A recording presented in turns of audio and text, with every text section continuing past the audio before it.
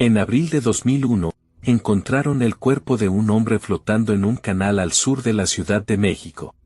Ahogado. En el mismo tramo exacto de agua donde, 50 años antes, según él mismo contaba una y otra vez, se había ahogado una niña.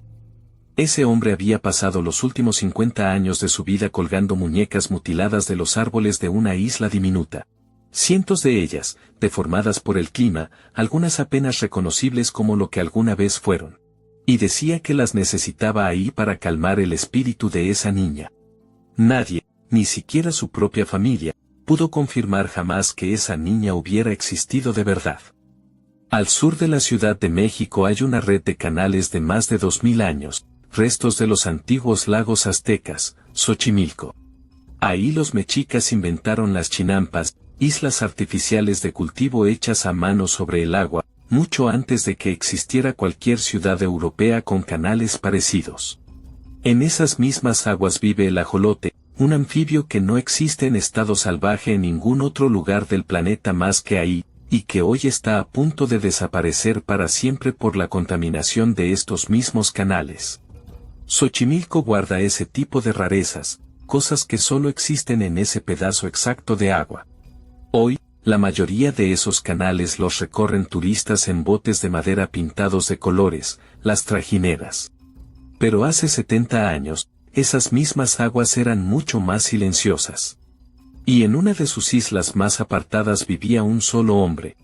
Xochimilco fue declarado Patrimonio de la Humanidad por la UNESCO en 1987, pero hoy es apenas una fracción de lo que fue. Gran parte de esos canales desaparecieron bajo el crecimiento de la ciudad.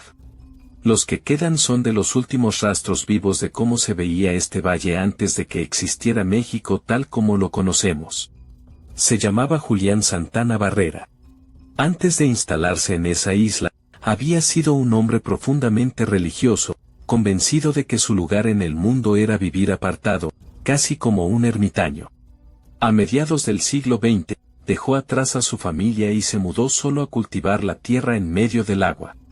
Antes de la isla, algunos que lo conocieron decían que Julián predicaba en las calles, convencido de tener un llamado espiritual que nadie más terminaba de entender.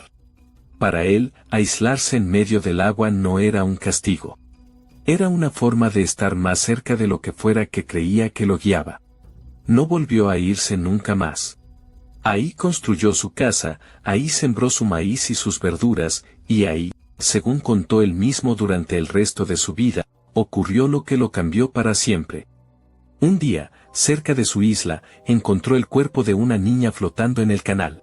Se había ahogado, y él llegó demasiado tarde para salvarla. Poco después, en ese mismo lugar, encontró algo más flotando en el agua, una muñeca. Nunca supo de quién era.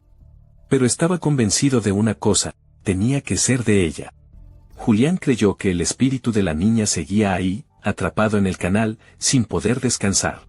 Y para calmarlo, hizo lo único que se le ocurrió, colgó esa muñeca de la rama de un árbol, justo frente a donde la había encontrado.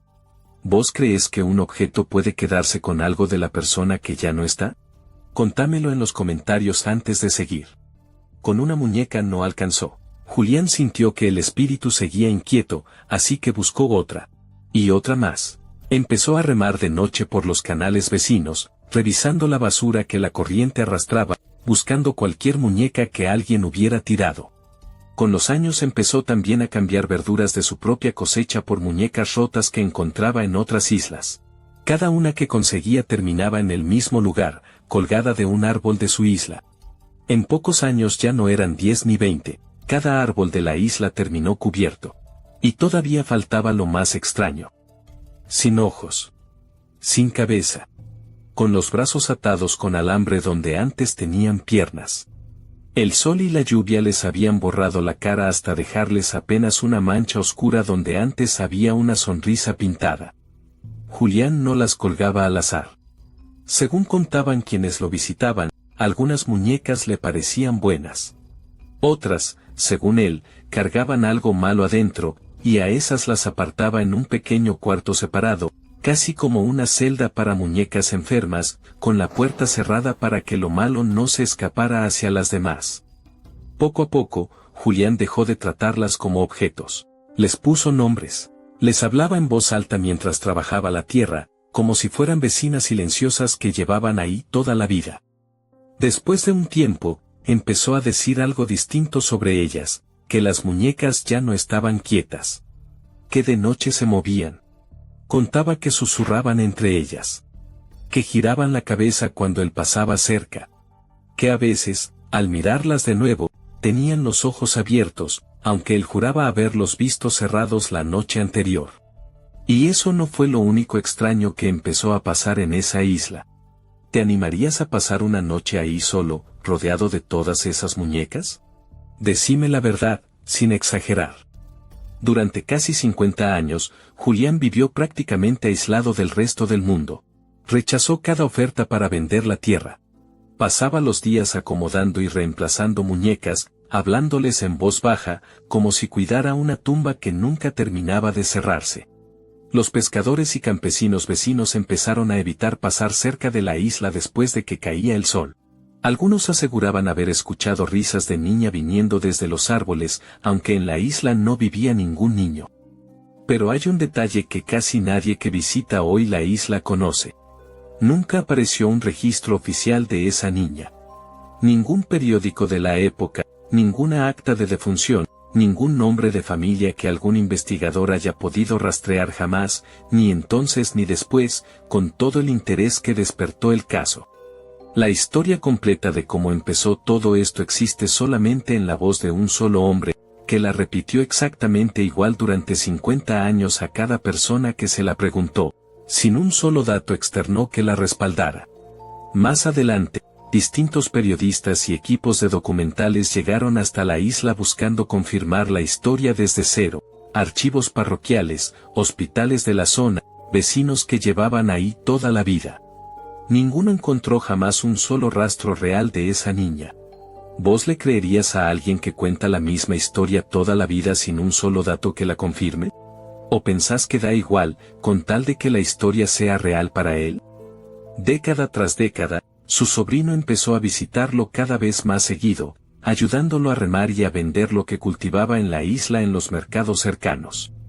Una tarde de abril de 2001, mientras pescaba junto al lugar exacto donde todo había empezado, Julián le dijo a su sobrino algo que nunca antes había dicho tan claro, que había escuchado voces llamándolo desde el agua, como sirenas, pidiéndole que se acercara. Horas después lo encontraron ahogado, flotando boca abajo, en el mismo tramo exacto de canal donde, según él, se había ahogado la niña medio siglo antes. La causa oficial fue ahogamiento accidental. No hubo nunca ninguna señal de que otra persona estuviera involucrada. Pero la coincidencia del lugar exacto, contada y repetida por su propia familia, alimentó la leyenda para siempre. Su familia no abandonó la isla ni las muñecas. Al contrario, la abrieron a quien quisiera visitarla, cobraron una entrada simbólica, y siguieron con la misma costumbre que Julián había empezado completamente solo. Hoy, la isla de las muñecas es un destino real, considerado uno de los lugares más inquietantes de México. Se llega en trajinera, igual que hace 70 años, y cada año la visitan miles de turistas de todo el mundo. La isla terminó apareciendo en listas internacionales de los lugares más perturbadores del planeta, en documentales y programas de misterio traducidos a decenas de idiomas. Un hombre que murió casi en el olvido, en una isla que nadie más quería, terminó siendo mucho más conocido después de muerto que en toda su vida. Muchos de esos turistas dejan su propia muñeca al irse, como si fuera una ofrenda. La colección sigue creciendo, generación tras generación, sin que nadie la haya planeado así, ni siquiera Julián. Los que la visitan de noche o al atardecer cuentan exactamente lo mismo que contaba Julián: susurros entre los árboles, cabezas que giran con el viento, ojos que parecen seguirte en las fotos aunque nadie tocó la cámara. Hoy son los guías quienes llevan a los turistas en trajinera y repiten, casi palabra por palabra, la misma historia que Julián contaba hace 70 años, la niña, la primera muñeca, las voces desde el agua. La leyenda no se apagó con él, se volvió parte del recorrido. Los que no creen en nada de eso tienen una explicación distinta: el viento, la humedad pudriendo el plástico, y algo que la mente humana hace sola, sin que nadie se lo pida, que se llama pareidolia. Encontrar caras y patrones con intención donde en realidad solo hay objetos rotos y sombras. Si fueras turista, ¿colgarías tu propia muñeca ahí, sumándote a la costumbre, o preferirías no tocar absolutamente nada de esa isla? Nadie va a poder confirmar nunca si esa niña existió de verdad, o si Julián se inventó una historia en la que terminó creyendo tanto que, al final, esa misma historia lo alcanzó a él también, en el mismo lugar exacto donde dijo que había empezado. ¿Vos crees que la niña existió, o que Julián se convenció tanto de su propia historia que terminó muriendo por ella? Contámelo en los comentarios, de verdad quiero leer tu teoría.